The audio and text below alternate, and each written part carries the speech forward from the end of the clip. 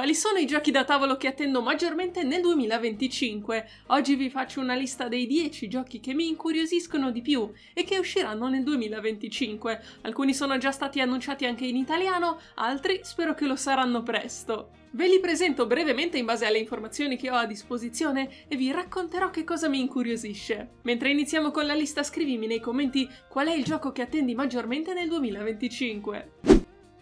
Al 10° posto Sweetlands. È così in basso in classifica perché insieme a quello che sarà al 9° posto sono i 2 giochi di cui ho meno informazioni disponibili.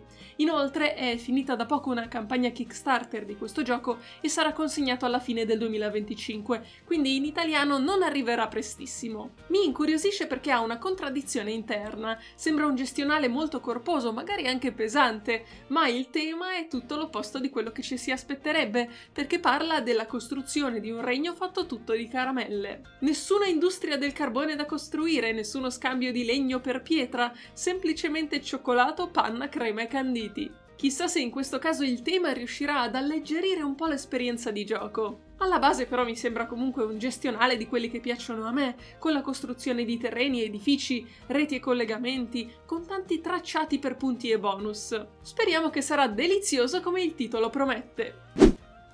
Al 9° posto Tend, un altro gioco di cui ho poche informazioni, è appena finita una campagna di finanziamento.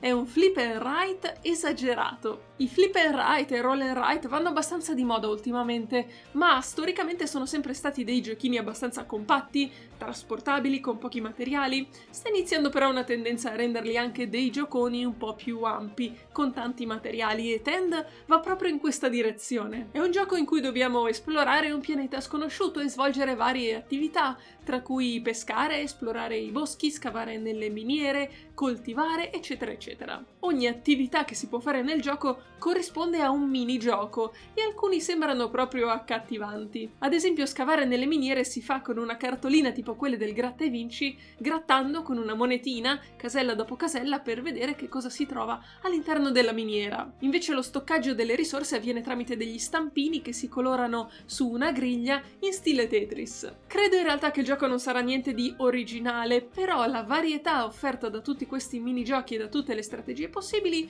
penso che perlomeno lo renderà divertente. All'8° posto Azul Duel, in arrivo grazie a Asmodee. Sono una grande fan di Azul, è uno di quei giochi che non lascerà mai la mia collezione.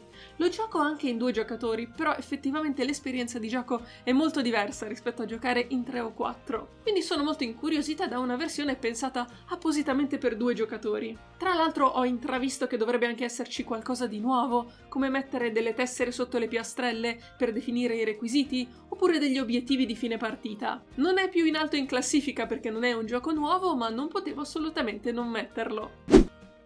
Al 7° posto un altro gioco uscito da una campagna di crowdfunding. Si tratta di Corpse of Discovery, dell'editore Off the Page, un editore specializzato nella realizzazione di giochi da tavolo ispirati a fumetti o graphic novel. Corpse of Discovery è un gioco collaborativo a missioni in cui bisogna esplorare un territorio, cercare risorse per sopravvivere, sconfiggere nemici e mostri, ma usando la logica. Non è un gioco di avventura, perlomeno non solo. Per andare avanti, per risolvere gli obiettivi, bisogna usare il pensiero logico. All'inizio la mappa presenta molti luoghi, tutti coperti da tesserine. Pian piano dovremo scoprire tesserina dopo tesserina, decidendo in che direzione procedere e scoprendo che cosa si trova sotto le tessere. Decidere dove andare, in che direzione andare, dipende da alcune regole logiche. Quindi, per esempio, se scopriamo un accampamento, il gioco ci dice che l'accampamento sarà sempre a 2 caselle di distanza da un nemico. Oppure che l'accampamento sarà sempre in una colonna o in una riga in cui c'è anche un corso d'acqua, e una serie di regole simili. Andando per esclusione, usando la statistica, la logica e le abilità dei personaggi, andremo avanti nella storia cercando di raggiungere gli obiettivi della missione. È molto strano come gioco perché come Sweetlands ha un po' una contraddizione. È un gioco di logica ma mascherato da dungeon crawler. La grafica è sinistra al punto giusto e spero che mi piacerà come altri giochi di logica. Al sesto posto Saltfjord, è un gioco che avevo puntato a Essen ma è andato esaurito quasi subito, adesso è in arrivo in italiano grazie a Gaton Games. Si tratta della reimplementazione, riveduta, corretta e ampliata, di Santa Maria. Alla base sia di Santa Maria che di Saltfjord c'è una griglia con delle azioni sulle righe e sulle colonne. Si pescano dei dadi da un pool comune e si posizionano sulla griglia determinando quale riga e quale colonna di azioni attivare. Il dado andrà a coprire una di quelle azioni che non saranno più riattivabili nello stesso turno. Saltfjord in questo caso è ambientato in un villaggio norvegese che si basa su pesca e coltivazioni. Alla base è un gioco di gestione risorse che prevede tanti scambi per arrivare a risolvere contratti. La cosa interessante è la ricerca dell'ottimizzazione delle mosse, il miglioramento della griglia, la creazione di un motore di azioni sempre più potenti. Si gioca da 1 a 4 giocatori e siccome mi era piaciuto Santa Maria, sono curiosa di provare anche Saltfjord. Al quinto posto un gioco per 2 soli giocatori in arrivo grazie a Tesla Games. Si tratta di Flatiron, in cui i 2 giocatori dovranno appunto costruire il Flatiron Building di New York. Il gioco prevede proprio di posizionare pilastri in legno e piani in cartone creando una bella struttura in 3D. Per procedere con la costruzione i giocatori dovranno creare il proprio tableau di carte da attivare. Quindi per la prima cosa si prenderanno delle carte da posizionare in varie aree della propria plancia. Poi nel momento giusto, si spera, si attiveranno le varie aree attivando le azioni delle varie carte dall'alto verso il basso. Con queste azioni otterremo soldi, spenderemo questi soldi per acquistare materiali da costruzione e poi costruiremo i piani del palazzo. Ho già avuto modo di provarlo, è un bel giochino di pianificazione e la parte divertente e interessante è proprio quella di posizionare le carte nel modo giusto in modo che attivandole siano il più efficienti possibile. Non ci sono molte carte nel mazzo, quindi probabilmente le partite non sono molto diverse tra di loro, ma è comunque un bel giochino di gestione e pianificazione. Al quarto posto World Order, ovvero il nuovo gioco dei creatori di Hegemony. E questo è proprio il motivo per cui si trova al quarto posto. Hegemony è stato il mio gioco preferito del 2024, ma in realtà anche il mio gioco preferito degli ultimi anni, quindi sono curiosa di vedere il seguito. Si tratta di un gioco sulla politica globale in cui i giocatori rappresentano le maggiori potenze al mondo, che nel 2010 si contendono il controllo di territori e il potere militare, economico e politico. Non è più la simulazione della gestione di uno Stato, ma si allarga su scala mondiale e parla di relazioni internazionali. Non ho letto il regolamento, ho visto qualche video e sembrerebbe una versione un po' più semplice di Hegemony, che non necessariamente è un bene perché comunque la complessità e l'interconnessione di tutte le regole di Hegemony è ciò che lo rendeva così bello, però probabilmente World Order potrebbe essere più facilmente intavolabile. Sicuramente la grande asimmetria delle fazioni sarà mantenuta e quindi sono curiosa di provarlo. Al terzo posto Landmarks, in arrivo in edizione Gaton Games. È un gioco di parole cooperativo che simula l'esplorazione di un territorio e io sono una grande fan dei giochi di parole. Un giocatore è la guida e deve far muovere i suoi compagni su una mappa per trovare dei tesori e poi trovare l'uscita. La mappa è fatta da diversi esagoni e inizia con 3 esagoni con su scritte 3 parole indicate dal gioco. La guida guarda sul suo foglietto segreto in quale direzione dovrebbero andare i suoi compagni e per indicarglielo deve dire una parola che si colleghi all'esagono o agli esagoni adiacenti alla casella prescelta. Crea un esagono con quella parola, la dà ai compagni che devono posizionarla sul posto giusto. Indipendentemente dal fatto che abbiano azzeccato il posto giusto oppure no, la guida deve poi dire che cosa hanno trovato in quella casella che hanno deciso di esplorare. Potrebbe essere un tesoro o una trappola. È un gioco che si basa sulla connessione tematica delle parole, un po' in stile nome in codice. Penso però che possa essere più difficile perché perlomeno in nome in codice avevi la scelta di quali parole collegare.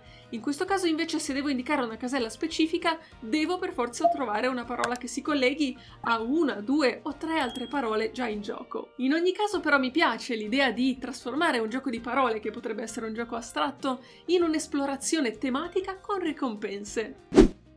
Al secondo posto Castle Combo, un gioco di carte sfizioso e veloce in arrivo in edizione Gaton Games. L'ho già provato a Essen e anche in versione digitale su Board Game Arena. Si gioca fino a 5 giocatori ed è molto veloce. In una partita si posizionano 9 carte in una griglia di fronte a noi ed è finita. Le carte si selezionano da 2 possibili righe. Si può pagare per cambiare la riga da cui prendere la carta oppure accontentarsi della riga attualmente selezionata. Si paga il costo della carta e la si posiziona sulla nostra griglia. Le carte daranno punti a fine partita in base a dei requisiti, di solito dei requisiti di posizionamento, magari vogliono essere vicino o lontano o in una certa posizione rispetto ad altre carte. Si crea un puzzle in cui si cerca di incastrare al meglio tutti i requisiti, allo stesso tempo però senza dimenticare di gestire il denaro che ci serve per comprare le carte migliori. Il fatto che sia molto veloce lo rende un gioco fantastico per ogni occasione, con qualsiasi tipo di giocatore, un gioco da viaggio, un gioco per finire la serata. Molto simpatico e uno di quei giochi che è utile avere in collezione. E al primo posto dei giochi più attesi per il 2025, World Wonders. Anche questo in arrivo grazie a Gaton Games. L'ho provato qualche tempo fa, è un gioco di posizionamento a tessere su mappa.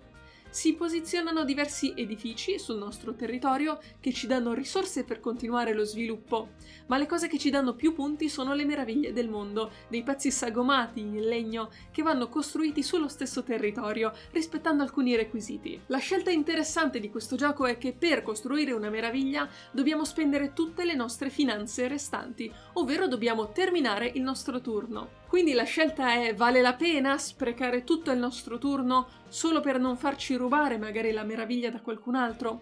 Oppure possiamo rischiare, cercare di spendere prima qualche soldino per fare altre azioni utili, costruirci un motore, quindi costruire altri edifici, con il rischio però che qualcuno ci rubi la meraviglia perfetta. Molto bello esteticamente con le meraviglie in 3D, un gioco abbastanza semplice ma interessante come puzzle spaziale e come gestione delle risorse. Fatemi sapere quale gioco di quelli che ho citato vi incuriosisce di più e qual è quello che aspettate voi. Nel frattempo vi lascio recuperare la mia classifica dei migliori giochi del 2024. Alla prossima e buon gioco!